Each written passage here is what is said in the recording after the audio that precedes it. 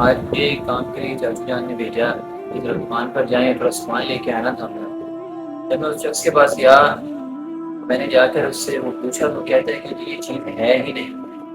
میں نے چاچو جان کو فون کیا اور کہا کہ وہ کہہ رہے ہیں کہ میرے پاس نہیں ہے اور کہاں سے لے کے آؤں، تو کہنے لگے کہ اس سے میری بات کرواؤ۔ جب میں نے اس سے بات کروائی تو کہتا ہے کہ ٹھیک ہے جی سامان ہے۔ ہمارا اکثر طور پر سامان اسی سے آتا تھا، وہ چاچو کو جانتا تھا، تو کہتا ہے جی سامان ہے۔ میرے ذہن کے اندر ایک بات آئی کہ پہلے یہ شخص کہہ رہا تھا کہ چیز نہیں ہے، لیکن جیسے ہی میں نے کال کروائی اور فون کروایا تو اسی وقت کہنے لگ گیا کہ جی سامان ہے اور آپ کو مل جائے گا۔ یعنی کہ جھوٹ بول کر کاروبار کرتے ہیں۔ پہلے اس نے جھوٹ بولا کہ میرے پاس وہ چیز موجود ہی نہیں ہے، لیکن جب اسے پتا چلا کہ یہ تو ہمارے یعنی کہ ہمارے یہ اولڈ گاہک ہیں، یہ جو ہمارے پہلے سے کسٹمر ہیں، تو ان کے پاس تو یہ سامان ہوتا ہے، تو انہوں نے کہا کہ نہیں ابھی ہم دے دیں گے آپ کو۔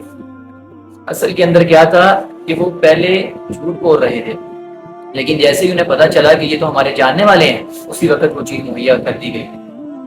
نبی مکرم صلی اللہ علیہ وسلم فرماتے ہیں، سنن ترمذی کی روایت ہے، جو بندہ جھوٹ بول کر کاروبار کرتا ہے وہ بندہ قیامت والے دن فاسق اور فاجر کی حیثیت سے اٹھایا جائے گا۔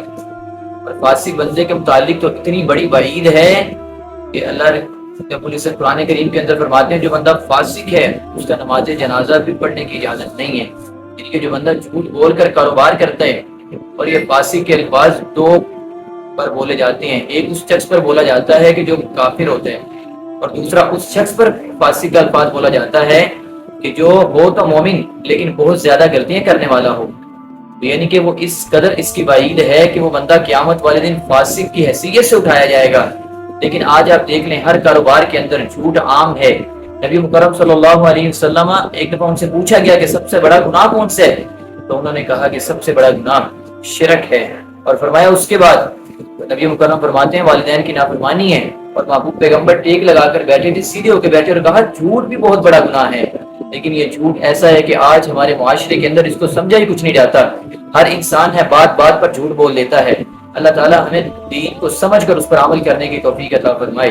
اللہ رب العزت ہمیں قرآن اور حدیث کا صحیح فہم عطا کرے اور پھر اس کو سمجھ کر اس پر عمل کرنے کی توفیق عطا فرمائے۔ وآخر دعوانا الحمد للہ رب العالمین۔